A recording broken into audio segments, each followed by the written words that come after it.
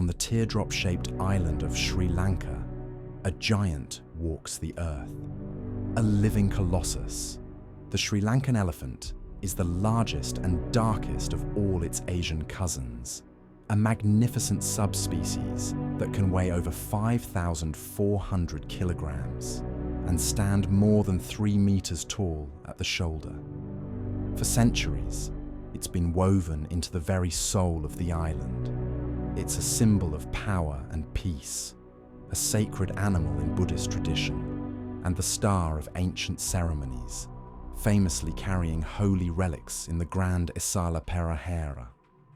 Kings once claimed them as their exclusive property, and to this day, they are revered as figures of immense cultural and spiritual importance. But this incredible creature, so deeply embedded in a nation's identity, holds an ancient secret. Its story is far older and more complex than the temples it now graces. What if I told you that the origin of this giant didn't begin on this island, that its epic tale started 60 million years ago with an ancestor no bigger than a pig? This is a story of impossible journeys, of a world in flux, and of the incredible power of isolation. This is the story of how a tiny creature, a forgotten land bridge, and the forces of evolution conspired to create one of the most majestic giants to ever walk the earth. To uncover this secret, we have to travel back in time, way back, long before Sri Lanka was an island, and long before elephants looked anything like they do today. We need to rewind the clock 60 million years to a world you wouldn't even recognize. Our destination, the lush, swampy marshlands of Eocene North Africa. And our subject isn't a giant, but a humble, unassuming creature known as Moeritherium. Picture an animal about the size of a modern tapir, standing roughly 60 to 70 centimeters at the shoulder. It has a long body, sturdy legs, and spends most of its life in and around water, a lot like a pygmy hippo. This is Moeritherium, one of the earliest known ancestors on the great elephant family tree. Its fossils, first discovered in Egypt, paint a picture of a semi-aquatic animal munching on soft water plants. But if you look closer, you can see the first whispers of the giant to come. It didn't have a trunk, but its upper lip was long and flexible, the very beginning of what would one day become that incredible appendage. Its teeth were also a dead giveaway. The second incisors in its jaws were already enlarged. They weren't tusks yet, but they were a clear evolutionary hint of the formidable ivory that would define its descendants. This small, water-loving creature was the blueprint. It was the humble starting point for a lineage that would produce the largest land animals on the planet. For millions of years, Moeritherium and its relatives thrived, but evolution never sits still. Continents were shifting, and the descendants of Moeritherium were about to embark on an unbelievable journey. This was the first critical step. A small animal, perfectly happy in its niche, held the genetic potential for true greatness. But to unlock it, its descendants would have to leave the swamps of Africa and conquer the world. The millions of years after Moeritherium were a period of explosive creativity for the Proboscideans, the elephant family. From that small, hippo-like ancestor, a whole family tree of new species started to branch out. There was the Paleomastodon, which was larger, lived more on land, and had the first true, albeit short, trunk and 4 small tusks. Then came the Gomphotherium, a hugely successful group with a classic elephant-like body and a wild 4-tusk arrangement it used like a shovel to dig for food. As these new forms evolved, they began to spread. The Proboscideans were no longer confined to Africa. They migrated north into Europe, and most importantly for our story, east into Asia. This great migration set the stage for a pivotal moment, the Great Split. Genetic evidence tells us that somewhere between 6 and 7 million years ago, the lineage that would lead to modern Asian elephants diverged from the one that would produce African elephants. From this point on, they walked two separate evolutionary paths. The ancestors of African elephants adapted to the open savannas of their home continent. Meanwhile, the ancestors of the Asian elephant, the genus Elephas, pushed into the forested landscapes of Asia. This new home required different tools. They evolved slightly smaller bodies than their African cousins, smaller ears to conserve heat in shady forests, and a distinctive high-domed head. In many females, and even some males, the need for huge tusks for defense was reduced, so they became smaller or disappeared entirely. This new, forest-adapted elephant, Elephas maximus, was a master of its environment. It spread far and wide across Asia, from dense jungles to river valleys. By the time the Great Ice Age began around 2.5 million years ago, these elephants were standing at the edge of the Indian subcontinent, poised for the next, and perhaps most important, leg of their journey. They were successful and adaptable, but they were not yet the giants we know in Sri Lanka. For that to happen, the world itself had to change. The planet was about to provide a temporary bridge to a new world, a highway of land that would appear and then vanish with profound consequences. The Ice Age was a time of wild climate swings. For hundreds of thousands of years, the Earth cycled between frigid glacial periods and warmer spells. During the deep freezes, so much of the Earth's water got locked up in colossal ice sheets at the poles that global sea levels plummeted. At their peak, sea levels could drop by more than 120 meters, that's over 400 feet, below what they are today. For the elephants and other animals on the Indian subcontinent, this revealed something incredible.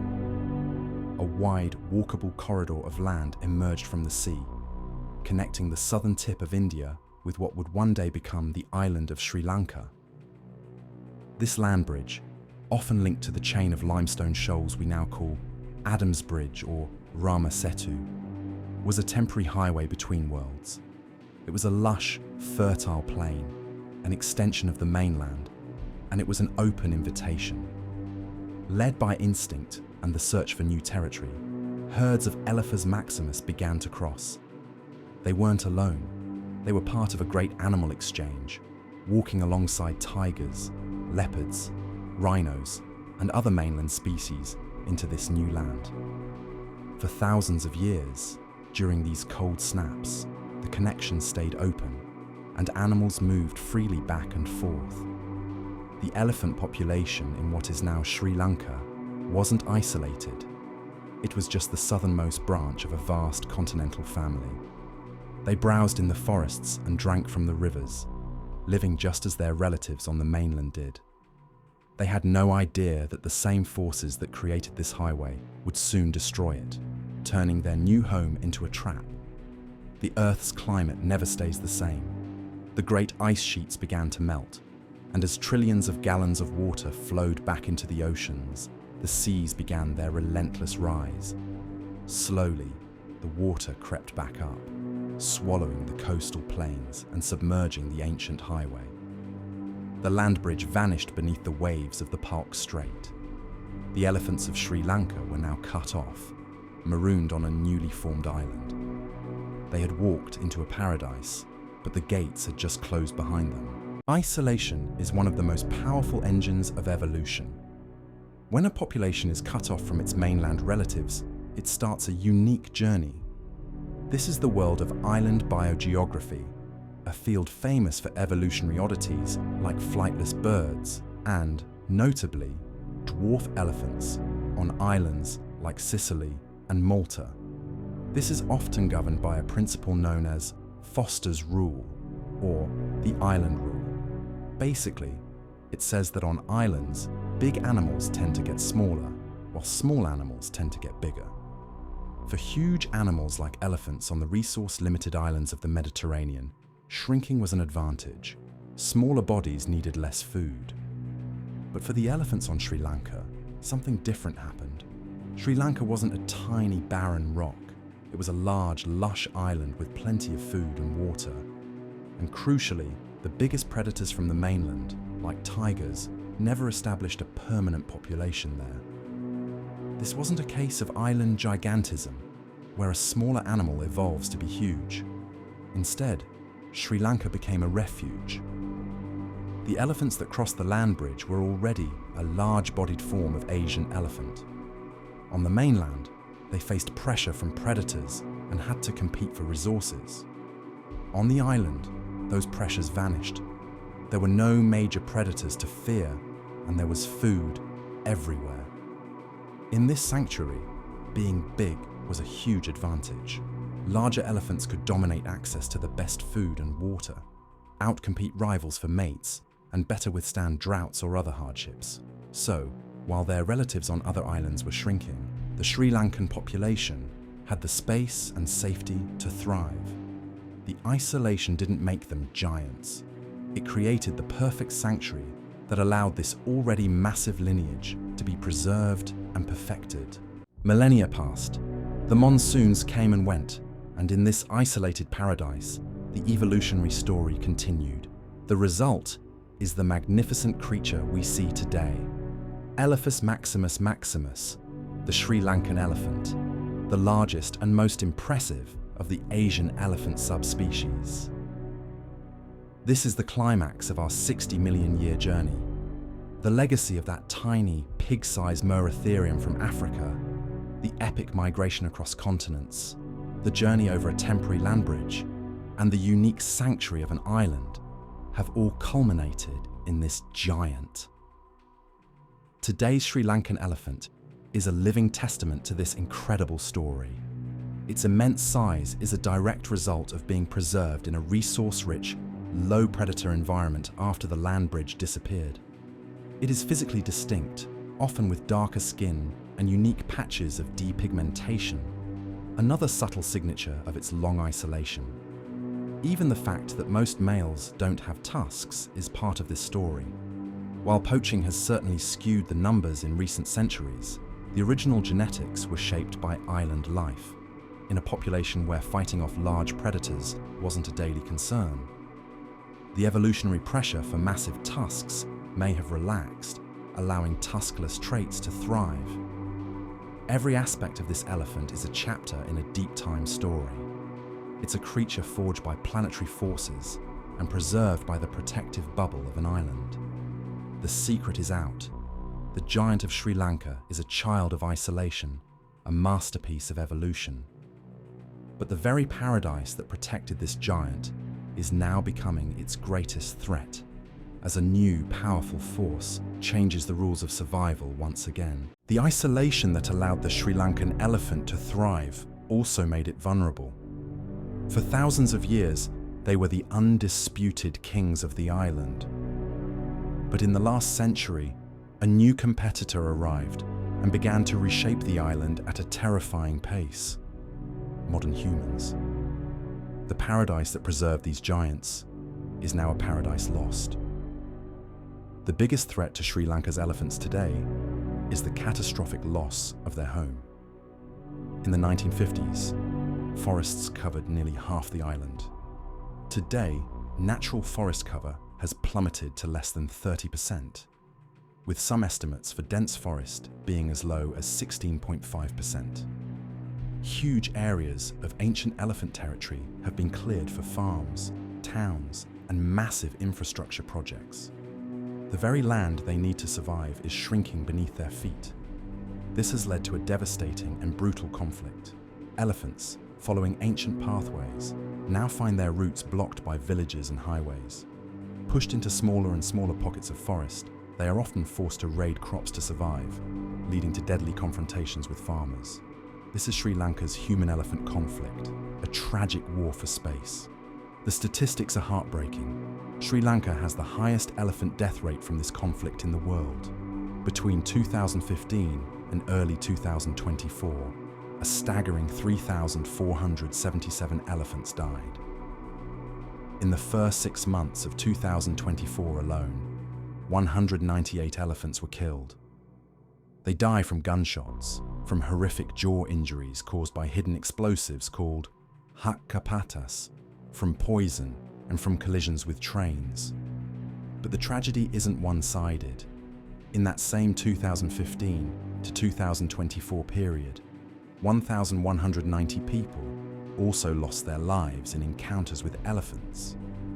In the first half of 2024, 63 human lives were lost. These are often poor farmers trying to protect their homes and livelihoods from a hungry 5-ton giant. The animal that is culturally revered is, on the front lines, seen as a devastating pest. This evolutionary masterpiece is now fighting for its life in a world that no longer seems to have room for giants. In the face of this crisis, the battle to save Sri Lanka's elephants has been filled with desperation and wrong turns. For years, the main strategy was simple: separation and force. The most common method was the elephant drive, huge, chaotic operations where wildlife officers and villagers try to herd elephants out of farmland and into national parks. But we've learnt the hard way that these drives are often a catastrophic failure. Elephants are smart, with a powerful homing instinct. The drives cause extreme stress, making them aggressive, and often the elephants just turn around and come right back. Sometimes the drives just move the problem somewhere else. Despite repeated failures, immense political pressure means these dramatic but ineffective drives continue. Other ideas have been just as bad. Attempts to build massive trenches were stopped by courts because of the ecological damage they caused, and illegal high-voltage electric fences meant to kill rather than deter claim the lives of dozens of elephants every year. The core problem is the flawed idea that you can just force elephants to stay inside a park. Research shows that around 70% of Sri Lanka's elephants live outside these protected areas, sharing the landscape with people. You can't build a wall around them. Trying to confine them to parks is like pouring water into a full glass. It just spills over, creating more conflict at the edges.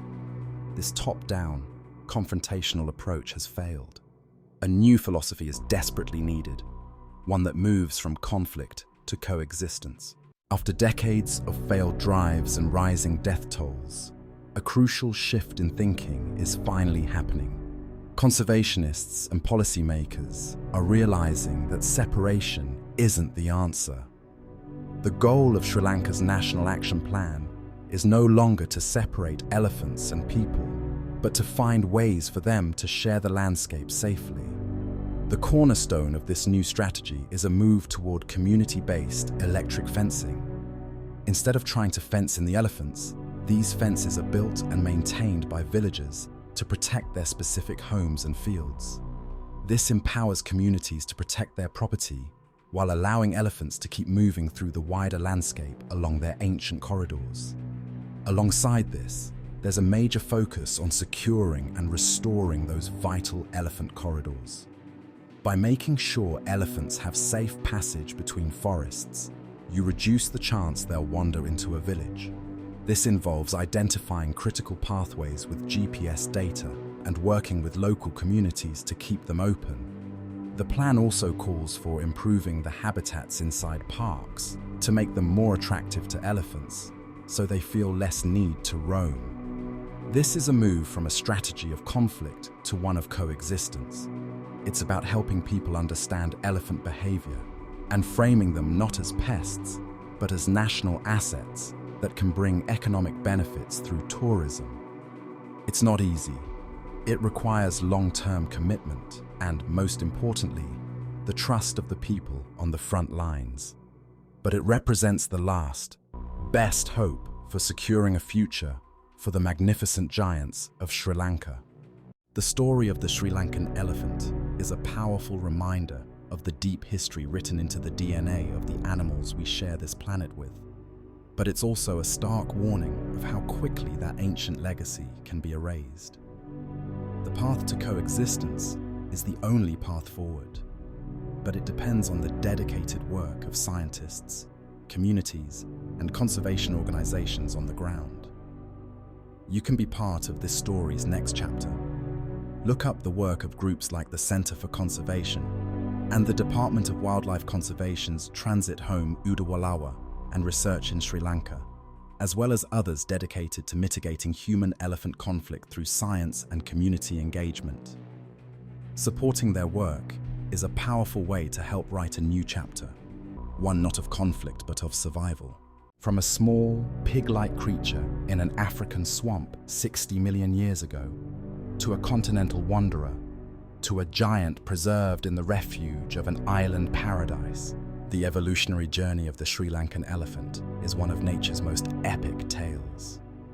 It's a story of changing climates, of rising and falling seas, and of the incredible adaptability of life.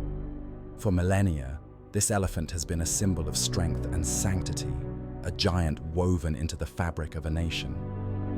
Today, that same giant is backed into a corner, its ancient world shrinking, its future hanging in the balance.